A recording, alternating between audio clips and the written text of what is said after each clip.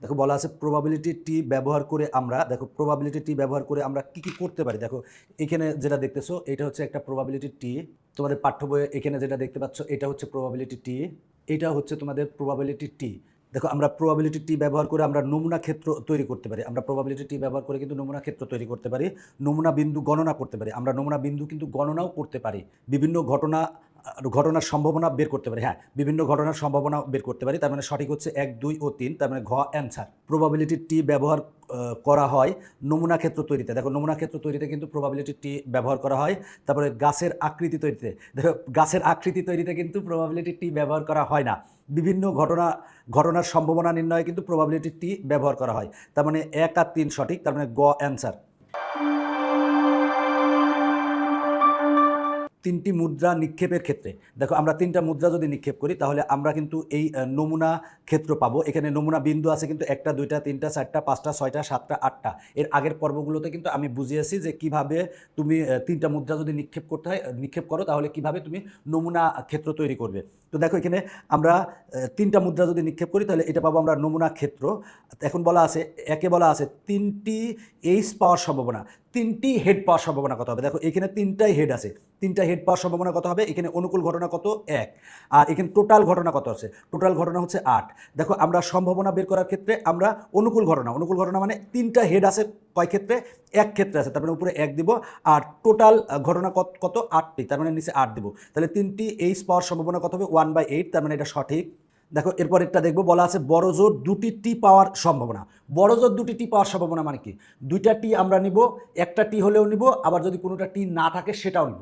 এখন বললাম আমি তোমাকে বড় জোর 2বার বকা দিব। বড় জোর 2বার মানে কি, 2বার বকা দিতে পারি, একবার বকা দিব, আবার নাও দিতে পারি। তার মানে এক্ষেত্রে কিন্তু আমরা সবগুলা মানে বড় জোর বললে আমরা ওই পর্যন্ত নিব, তার নিচে যেগুলো আছে সেগুলো নিব, আবার শূন্যও নিব।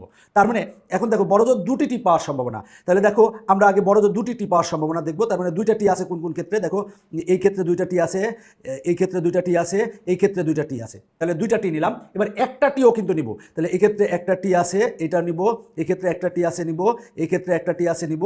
আর এরপরে দেখো একটাও টি নাই, এই ক্ষেত্রে কিন্তু একটাও টি নাই, তার মানে এই ক্ষেত্রেও নেব। তাহলে আমার অনুকূল ঘটনা কয়টা, 1টা 2টা 3টা 4টা 5টা 6টা 7টা, তাহলে উপরে হবে কত 7, আর মোট ঘটনা কত, মোট ঘটনা হচ্ছে 8টা, তাহলে 7/8, কিন্তু এখানে আছে 3/4, তার মানে এটা কিন্তু ভুল। টি টি টি মানে 3টা টি একটি নমুনা বিন্দু। দেখো এইটা একটা নমুনা বিন্দু, এইটা একটা নমুনা বিন্দু, এখানে কিন্তু টোটাল নমুনা বিন্দু আছে হচ্ছে কয়টা 8টা, তাহলে টি টি টি একটি নমুনা বিন্দু, তার মানে এটা হচ্ছে সঠিক। তার মানে সঠিক হচ্ছে 1 ও 3, 1 ও 3 খতে আছে, তার মানে খ অ্যান্সার।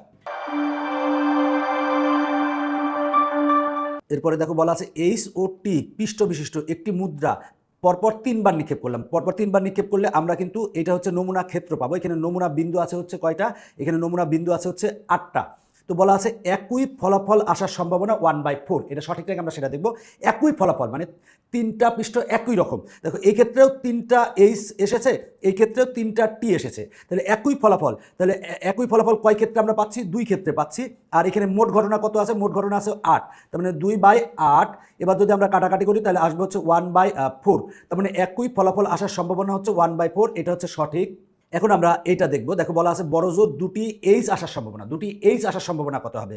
তাহলে দেখো এখানে 2টি এইচ আসার সম্ভাবনা, বড় জোর বলা আছে, তার মানে 2টা এইচ নিব, তারপরে একটা এইচও নিব, আবার যেটা এইচ নাই সেটাও নিব। তাহলে আমরা যদি দেখি তাহলে 2টি এইচ, তাহলে 2টি এইচ আছে, এইটাতে 2টা এইচ, এইটাতে 2টা এইচ, তারপরে আছে হচ্ছে এইটাতে 2টা এইচ, তাহলে 2টা এইচ নিলাম। এরপরে আমরা একটা এইচ নিব, এটাতে একটা এইচ আছে, তারপরে এটাতে একটা এইচ আছে, এইটাতে একটা এইচ আছে, নিয়েছি। এরপরে দেখো এরপরে এইচ নাই, দেখো এইটাতে এইচ নাই, তার মানে এইটাও নেব। তাহলে আমার অনুকূল ঘটনা কয়টা, 1টা 2টা 3টা 4টা 5টা 6টা 7টা, তার মানে 7 উপরে হবে। আর দেখো মোট ঘটনা হচ্ছে 8টা, তার মানে 7/8, তার মানে এটা হচ্ছে ভুল। এবার বলা আছে মোট নমুনা বিন্দু 8টি। হ্যাঁ, এখানে মোট নমুনা বিন্দু আছে কিন্তু 8টা আছে, তার মানে এটা হচ্ছে সঠিক। তার মানে 1 ও 3 সঠিক, 1 ও 3 আছে গতে, তার মানে গ অ্যান্সার। একটি মুদ্রা ও একটি ছক্কা নিক্ষেপের ঘটনায় দেখো একটা যদি আমরা মুদ্রা নিক্ষেপ করি তাহলে আমার মুদ্রার পৃষ্ঠ থাকে 2, তাহলে 2 লিখলাম। আর যদি ছক্কা নিক্ষেপ করি তাহলে ছক্কার পৃষ্ঠ থাকে হচ্ছে 6, তার মানে হবে হচ্ছে 6 লিখলাম। 2 আর 6 যদি গুণ করি তাহলে হবে 12, তার মানে আমার নমুনা বিন্দু হবে কয়টি? 12টি। বলা আছে মোট নমুনা বিন্দু হচ্ছে 12টি, তার মানে এটা হচ্ছে সঠিক। দেখো আমরা যদি একটা মুদ্রা নিক্ষেপ করি তাহলে হবে এইচ আর টি, এরপরে ছক্কা নিক্ষেপ করলে কি হবে? 1 2 3 4 5 6 একই রকম হবে। এক্ষেত্রে আমার দেখো এই নমুনা বিন্দুগুলা কি হবে? সেটা হলো H1 H2 H3 এইভাবে আমার হবে। এখানে কিন্তু আমার টোটাল নমুনা বিন্দু আছে কিন্তু 12টি, তার মানে এটা হচ্ছে সঠিক। এরপরে বলা আছে কমপক্ষে একটি টি পাওয়ার সম্ভাবনা 11/12। দেখো কমপক্ষে একটা টি, তো এইখানে দেখো সেটা হলো যে টি এর সাথে কিন্তু 1 আছে, টি এর সাথে 2 আছে, এই যে 1 2 3 এই কথাগুলো কিন্তু বলা নাই, খালি বলা আছে কমপক্ষে একটি টি পাওয়ার সম্ভাবনা। কমপক্ষে একটি টি পাওয়ার সম্ভাবনা 11/12, এটা কিন্তু সঠিক না, এটা হচ্ছে ভুল। এখানে আরও তথ্য থাকলে ভালো হতো। দেখো তুমি কমপক্ষে একটি টি পাওয়ার সম্ভাবনা 11/12 কখনোই পাবা না, তার মানে এটা ভুল।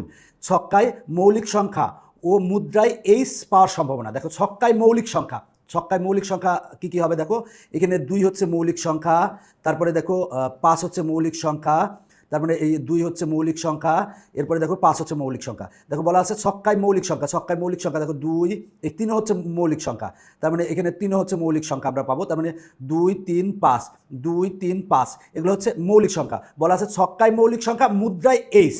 দেখো ছক্কায় মৌলিক সংখ্যা এবং মুদ্রায় হচ্ছে কি হবে? এইচ। তাহলে আমার ছক্কায় আছে মৌলিক সংখ্যা 2 আর মুদ্রায় এইচ একটা আছে। ছক্কায় মৌলিক সংখ্যা এবং মুদ্রায় এইচ এইটাই আছে, ছক্কায় মৌলিক সংখ্যা এবং মুদ্রায় এইচ এইটাই আছে। তাহলে আছে কয় ক্ষেত্রে? 3 ক্ষেত্রে আছে। তাহলে আমার অনুকূল ঘটনা কত হবে? 3। আর মোট ঘটনা কত? এখানে টোটাল ঘটনা আছে হচ্ছে 12, তার মানে 3/12। যদি কাটাকাটি করি তাহলে আসে 1/4 আসে, তাহলে আমরা লিখবো 1/4। তাহলে দেখো এখানে পাওয়ার সম্ভাবনা 1/4, তার মানে এটা সঠিক বলছে, তার মানে অ্যান্সার হচ্ছে 1 ও 3। 10টি কালো ও 5টি লাল বল হতে দৈবভাবে একটি বল নির্বাচন করা হলে বলটি লাল হওয়ার সম্ভাবনা কত হবে? তাহলে আগে বের করবো লাল হওয়ার সম্ভাবনা। দেখো লাল আছে কত? লাল আছে হচ্ছে 5, তার মানে আমরা 5 উপরে দিব। আর মোট বল কত? 10 আর 5 যোগ করি তাহলে হবে হচ্ছে 15। তাহলে দেখো লাল হওয়ার সম্ভাবনা হবে 5/15। যদি 5 দিয়ে কাটাকাটি করি তাহলে আসবে 1/3। তাহলে লাল হওয়ার সম্ভাবনা 1/3, তার মানে এটা সঠিক। লাল না হওয়ার সম্ভাবনা 2/3। দেখো এখানে 5টা বল আছে হচ্ছে লাল, আর লাল না বল কয়টা? সেগুলো 10টা, তার মানে উপরে দিব হচ্ছে 10 আর নিচে দিব হচ্ছে মোট বলের সংখ্যা।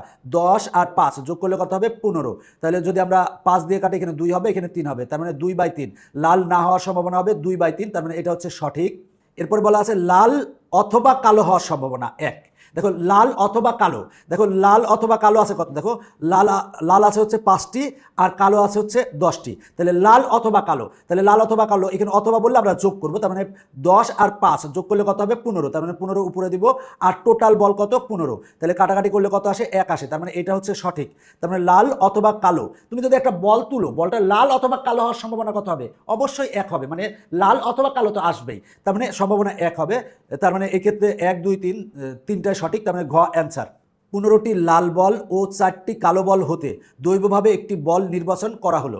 এখন বলা আছে বলটি লাল হওয়ার সম্ভাবনা। দেখো লাল বল আছে কয়টা? 15টা, তাহলে আমরা উপরে দিব 15 ভাগ হচ্ছে মোট বল। 15 আর 4 যোগ করলে কত হবে? 19, তার মানে 15 ভাগ 19, তার মানে বলটি লাল হওয়ার সম্ভাবনা হবে 15/19, তার মানে এটা সঠিক। বলটি কালো হওয়ার সম্ভাবনা, তাহলে কালো হওয়ার সম্ভাবনা, কালো বল আছে কয়টা? 4টা, তাহলে 4 উপরে দিব। আর দেখো নিচে দিব হচ্ছে মোট বলের সংখ্যা, তাহলে 15 আর 4 যোগ করলে কত হবে? 19, তার মানে 4/19, কিন্তু এখানে আছে 11/19, তার মানে এটা হচ্ছে ভুল।